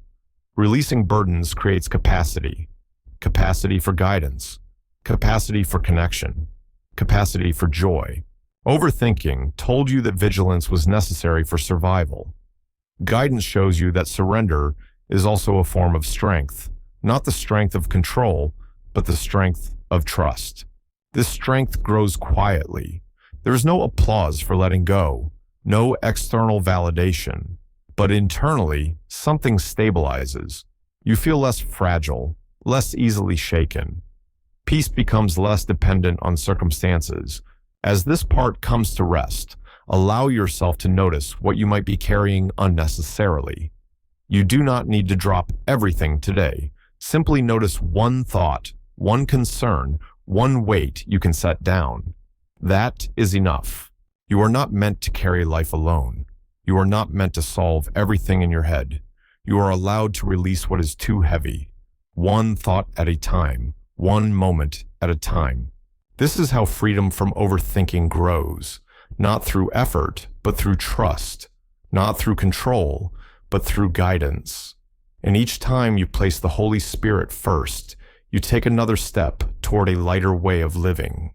There is a quiet belief many people carry without realizing it, that peace will arrive once everything makes sense. They tell themselves they will rest after they understand. They will relax after the answers come. They will trust once uncertainty disappears. Overthinking feeds this belief by promising clarity as the reward for enough mental effort. But clarity does not always bring peace, and peace does not always require clarity. Placing the Holy Spirit first gently dismantles this belief. It reveals that peace is not the result of understanding everything, but the result of trusting something deeper than understanding. The mind seeks explanations. The soul seeks assurance. These are not the same. When you confuse them, you chase answers hoping they will give you rest. Often, they do not. Overthinking thrives on the assumption that if you can figure things out, you can control how they affect you. It pushes you to analyze motives, predict outcomes, and connect every dot. But life rarely unfolds in straight lines. Many of the most important moments cannot be explained while they are happening. They are understood only in hindsight, if at all. When the Holy Spirit is placed first, you begin to accept that not everything will make sense immediately. This acceptance is not resignation, it is humility.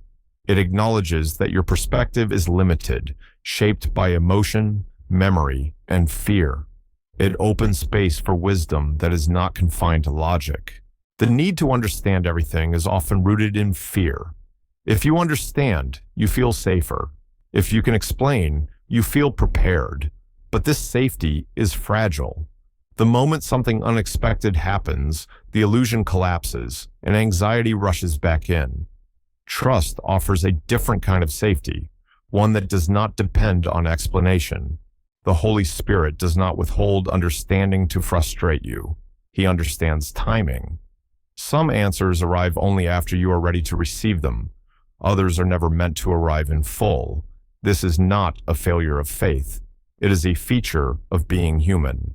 Placing the Holy Spirit first teaches you to live well even when questions remain.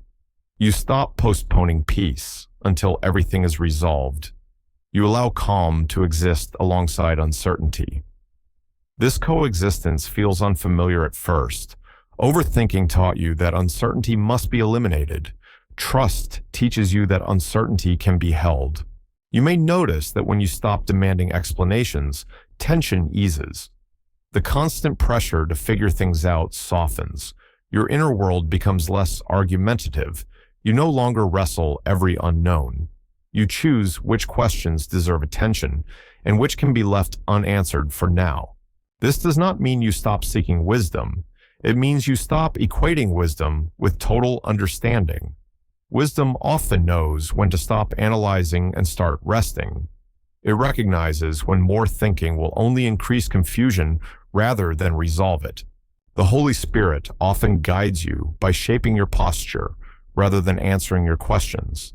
He brings patience where there was urgency. He brings steadiness where there was panic. These shifts matter more than specific explanations because they change how you experience whatever comes next. Overthinking resists this because it wants certainty before peace. Faith reverses the order. Peace comes first. Understanding may come later, or it may not come at all, but peace does not depend on it anymore. Many people fear that if they stop trying to understand everything, they will become careless or irresponsible. But there is a difference between curiosity and compulsion. Curiosity is open and flexible. Compulsion is anxious and rigid. Overthinking is compulsive. Guidance restores curiosity without pressure.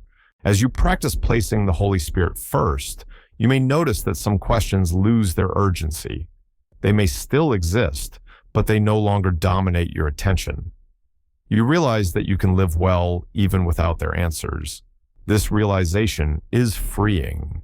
Not knowing can feel vulnerable. It exposes your limits. It confronts the part of you that wants control. But vulnerability is also where trust grows. When you admit you do not know, you create space for guidance. When you stop pretending to understand, you become teachable.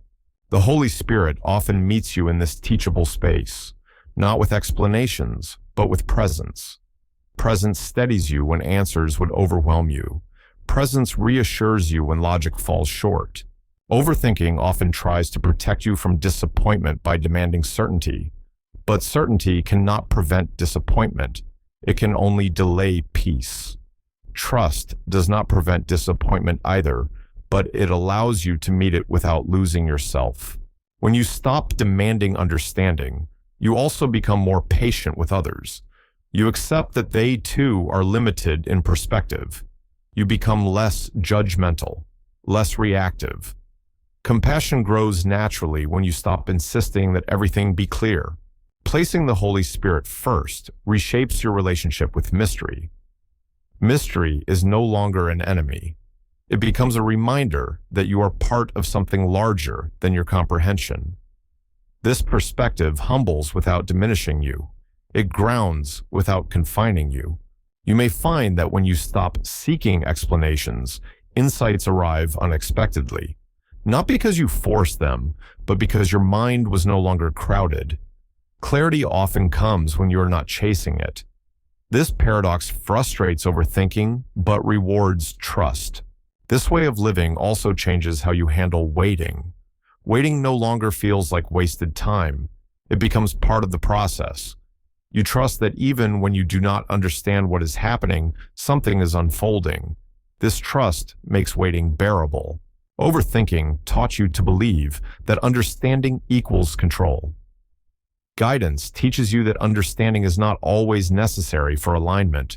You can be aligned even when confused. You can move forward even when unsure. You can rest even when questions remain. As this practice deepens, you may notice a quiet confidence forming. Not the confidence of knowing outcomes, but the confidence of being supported. This confidence is resilient. It does not shatter when plans change. It adapts. Placing the Holy Spirit first also teaches you to listen differently. You stop listening only for answers. You begin listening for tone, for peace, for alignment. You learn to recognize when something feels settled, even if it is not explained. There will be moments when the desire for understanding returns strongly, when you feel uncomfortable with not knowing, when you are tempted to overanalyze again. When this happens, you do not need to condemn yourself. You simply notice the impulse and choose trust again. This choice may feel small, but it reshapes your inner world. Each time you allow peace to exist without explanation, you weaken the habit of overthinking. Each time you rest without answers, you strengthen trust. As this part comes to rest, allow yourself to release the belief that peace must wait for understanding. You are allowed to be calm even when you are confused.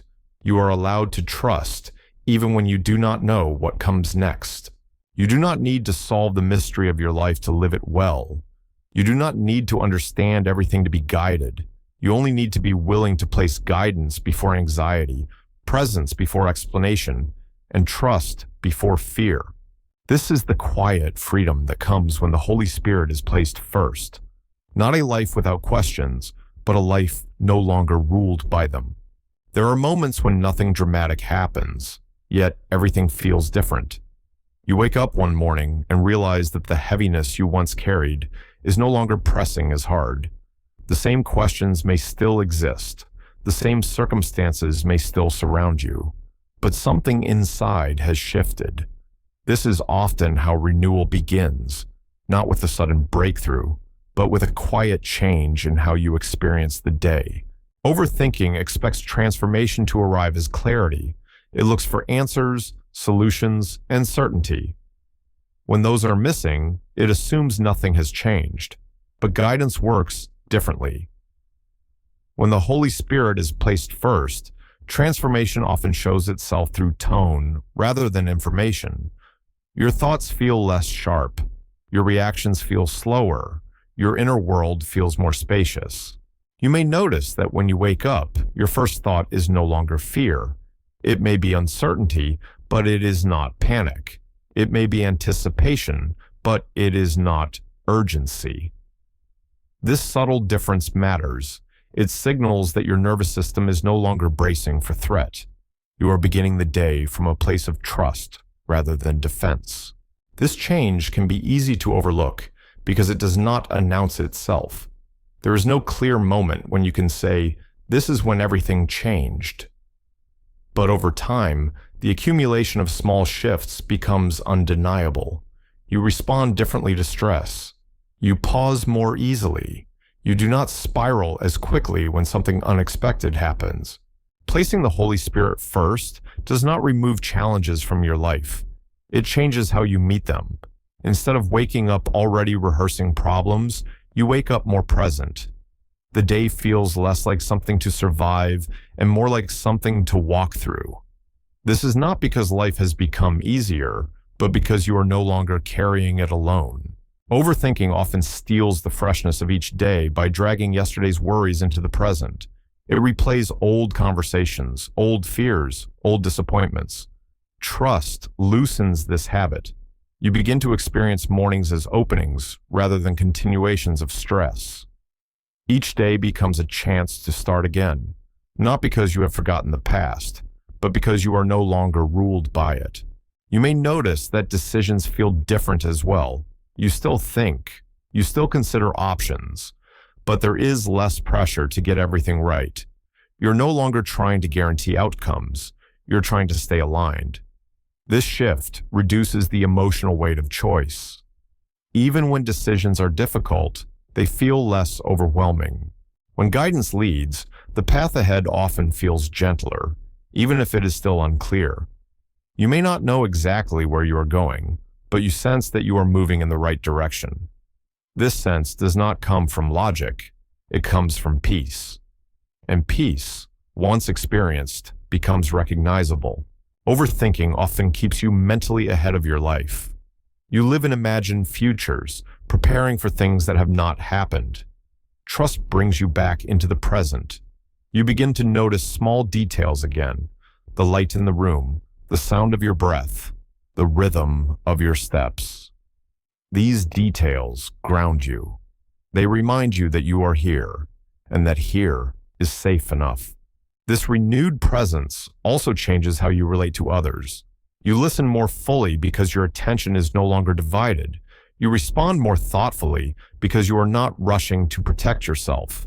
Relationships feel less like sources of stress and more like spaces of connection. This is not because people have changed, but because you have. Placing the Holy Spirit first gradually restores your capacity for joy. Overthinking dulls joy by constantly scanning for threat. Even good moments feel temporary or suspicious. Trust allows you to receive goodness without immediately questioning how long it will last. You learn to let joy exist without guarding against its loss. This does not make you naive. It makes you present. You are no longer withholding yourself from life out of fear. You are participating again. Even ordinary moments feel richer because you are actually there for them. You may notice that when challenges arise, your body responds differently. Where there was once immediate tension, there is now a pause. You breathe before reacting. This pause is a sign of regulation. Your system has learned that not every challenge is an emergency. Guidance has replaced hypervigilance. Overthinking often convinced you that staying alert was the only way to stay safe. But constant alertness drains you. Trust teaches you that safety can exist without constant monitoring. You are allowed to rest your mind without losing awareness. This new way of living is not fragile. It does not collapse the moment something goes wrong. In fact, it makes you more resilient. When difficulties come, you meet them with steadiness rather than panic. You adapt rather than freeze. You continue rather than spiral. Placing the Holy Spirit first also changes how you view progress. Progress is no longer measured by how much you accomplish or how quickly you move. It is measured by how aligned you feel, how peaceful your inner world is, how present you are in your own life. This redefinition reduces the pressure to constantly prove yourself. There may be days when the old patterns return briefly, when overthinking tries to reclaim control, when fear becomes loud again. This does not mean the transformation was false. It means it is still forming. Habits loosen gradually. Each time you choose trust again, you reinforce the new pattern. You begin to recognize the difference between a setback and a return. A setback feels final. A return feels gentle. You simply come back to what you already know, to presence, to trust, to guidance. There is no drama in this return. It is quiet and familiar. As this way of living settles in, you may feel more grounded in yourself, less fragmented, less pulled in different directions. You become more comfortable with who you are and where you are. This comfort does not depend on external success. It comes from internal alignment. Placing the Holy Spirit first reshapes your sense of identity. You are no longer defined by your anxiety, your productivity, or your ability to predict outcomes. You are defined by your willingness to be guided. This identity is stable. It does not rise and fall with circumstances. You may also notice a deepening sense of gratitude, not forced gratitude, but natural appreciation. When overthinking quiets, gratitude has room to emerge. You notice what is working, what is supportive, what is present. This noticing nourishes peace. As this part comes to rest, allow yourself to acknowledge the subtle changes you may already be experiencing. You do not need to label them or analyze them. Simply notice them. They are signs of renewal, even if they feel small. You do not need a dramatic moment to know that something has shifted. Sometimes the clearest evidence of guidance is simply that the day feels lighter. The path feels less threatening. The future feels less heavy. This is the quiet renewal that comes when the Holy Spirit is placed first. Not a sudden transformation, but a steady one. Not a life without challenges, but a life no longer ruled by fear. A life that feels different not because everything has changed, but because you have learned how to walk through it with trust. There comes a point in the journey where words begin to feel unnecessary. After so much thinking, analyzing, explaining, and asking, the soul grows quiet, not empty, but settled. This is often the moment when prayer changes its form. It no longer feels like something you must do, something you must say correctly, or something you must structure carefully. It becomes something you enter. Many people believe prayer must always be verbal. They believe they must find the right words, express the right emotions, or ask in the right way. Overthinking often carries this belief into prayer, turning it into another mental task. But when the Holy Spirit is placed first, prayer becomes simpler, deeper, quieter. It becomes presence rather than performance. A prayer without words is not the absence of prayer. It is prayer distilled to its essence. It is awareness. It is openness. It is the willingness to be seen without explanation. When you stop trying to articulate everything, something inside relaxes. You are no longer managing the conversation. You are allowing connection. Overthinking often uses words as a form of control. It explains to feel safe. It repeats to feel prepared. It speaks to avoid silence. But silence, when entered with trust, becomes sacred. In that silence, you are no longer asking for direction. You are resting in it.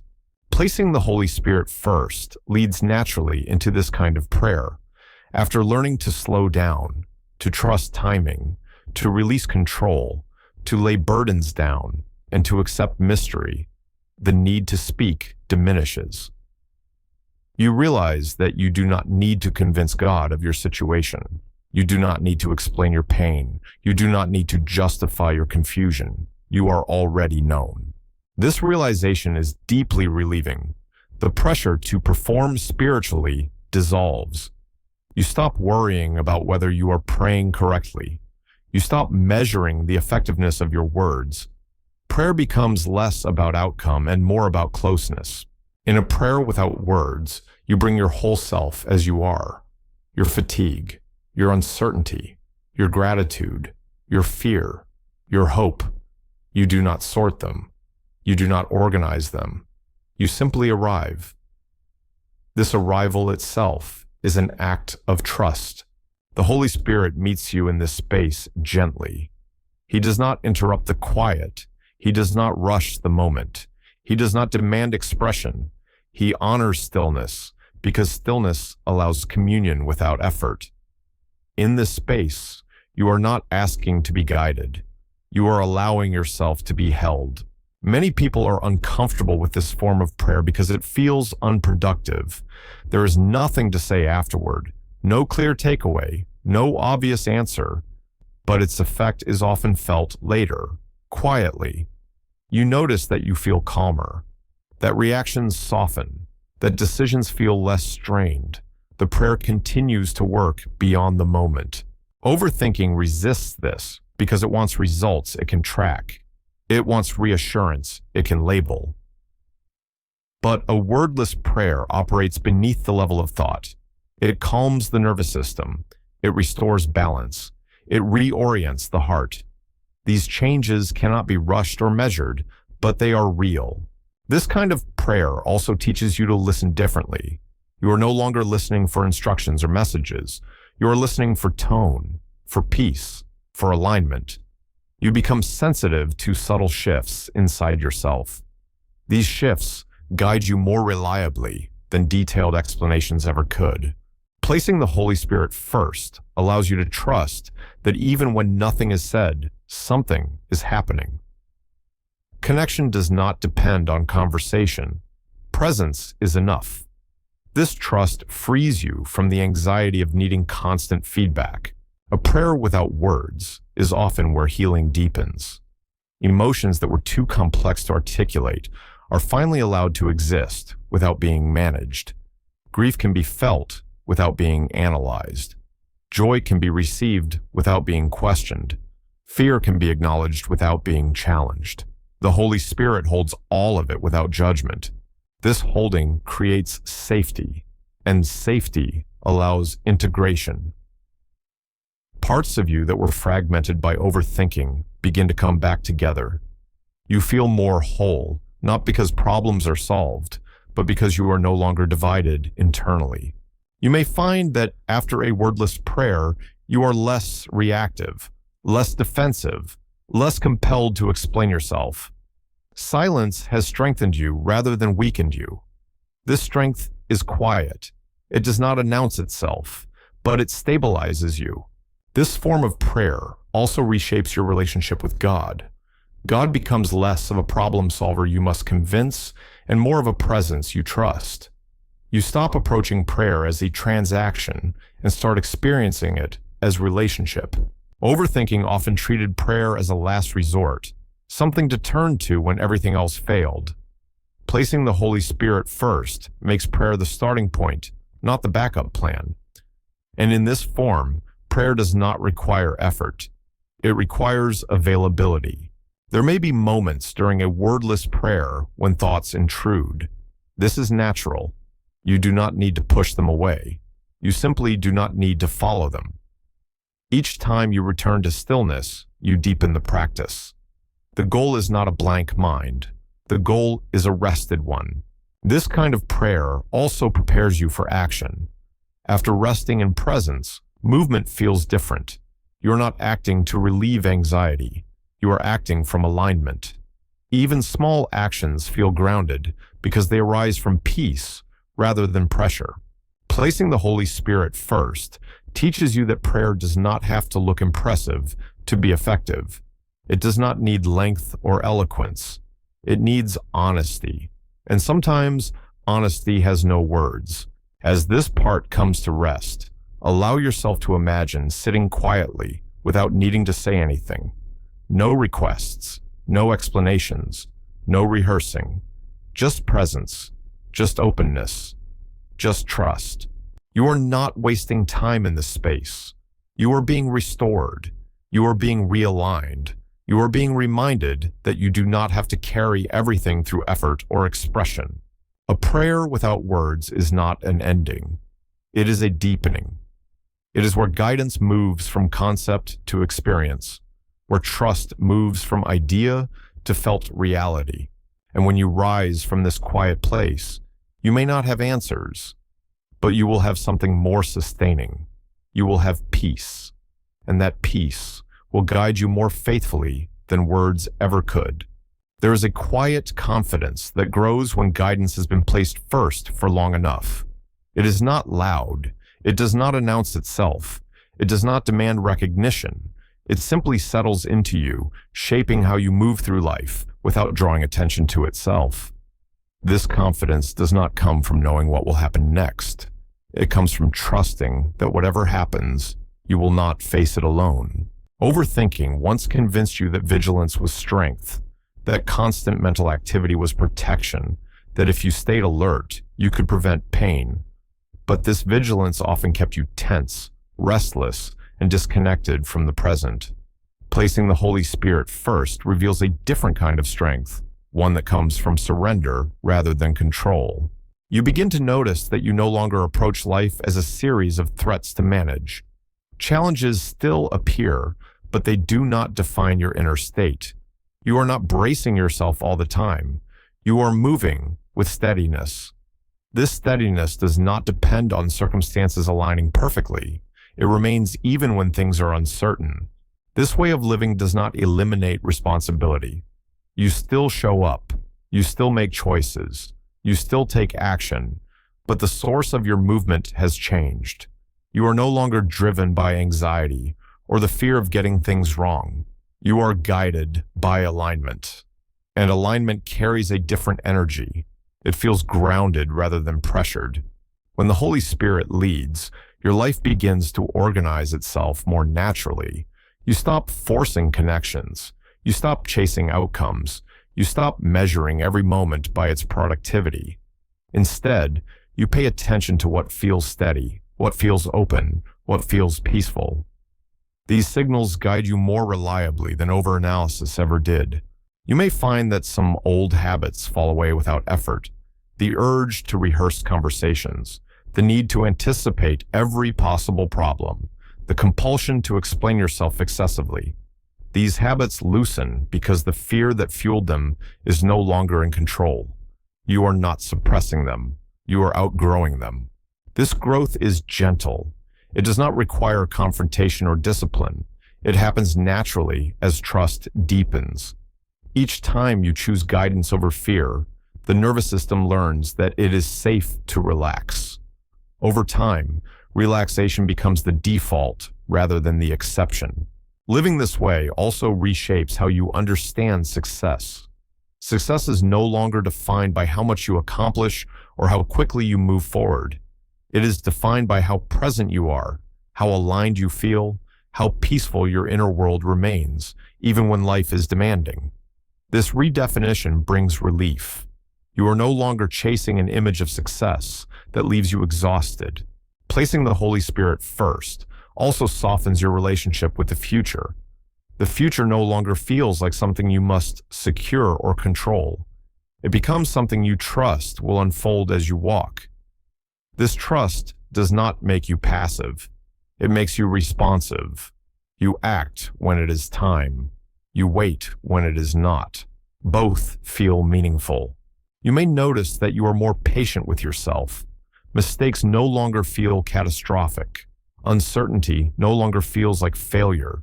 You understand that growth is not linear, that guidance includes pauses, detours, and recalibration. This understanding brings compassion where there was once self-criticism. Overthinking often made you harsh with yourself. It treated every misstep as evidence that you were not doing enough or thinking hard enough. Guidance replaces this harshness with gentleness. You learn to correct without condemning, to adjust without shame. This gentleness extends outward as well. You become more patient with others, less reactive, more understanding. You recognize that everyone is navigating their own fears and limitations. This recognition fosters connection rather than judgment. As you continue living with guidance at the center, you may notice a deepening sense of purpose, not a dramatic sense of destiny, but a quiet knowing that your life has meaning beyond what you can measure or explain. This meaning is not tied to achievement. It is tied to presence, to love, to trust. You may still experience moments of doubt, moments when fear tries to reclaim control, when old patterns resurface. These moments are not signs of failure. They are invitations to return. Return to stillness. Return to trust. Return to guidance. Each return strengthens the habit. Living this way does not isolate you from the world. It engages you more fully. You are more available because you are less preoccupied. You listen more deeply because you are not rehearsing responses. You act more decisively because you are not paralyzed by over-analysis. This availability is a gift, not only to yourself, but to those around you. People may sense your calm even if they cannot name it. They may feel more at ease in your presence. Peace is contagious when it is authentic. Placing the Holy Spirit first also teaches you to recognize when to rest. Rest is no longer something you earn after exhaustion. It becomes a rhythm. You rest because rest keeps you aligned, because rest allows guidance to remain clear, because rest honors your limits. You stop seeing limits as obstacles and start seeing them as wisdom. You recognize that you are not meant to carry everything, that reliance is not weakness, that surrender is not defeat. These realizations free you from unnecessary strain. As this journey continues, you may find that your life feels simpler, not because it has fewer elements, but because it has clearer priorities. Fear no longer sits at the center. Guidance does. This clarity reduces internal conflict. You are no longer pulled in opposing directions. You do not need to prove this way of living to anyone. It does not require explanation or validation. Its evidence is felt rather than displayed. It shows up in your calm, in your patience, in your ability to remain present when things are uncertain. As this final part comes to rest, allow yourself to acknowledge how far you have come, not in terms of answers gained, but in terms of peace reclaimed, not in terms of control achieved, but in terms of trust restored. You are not the same person who began this journey. Even if the changes feel subtle, they are real. Your inner world has shifted. Your relationship with your thoughts has changed. Your capacity for rest has grown. Placing the Holy Spirit first is not a one-time decision. It is a way of living, a daily orientation, a quiet commitment to let trust lead and let fear follow. And as you continue forward, you do not need to overthink your next step. You do not need to predict the future. You do not need to carry everything at once.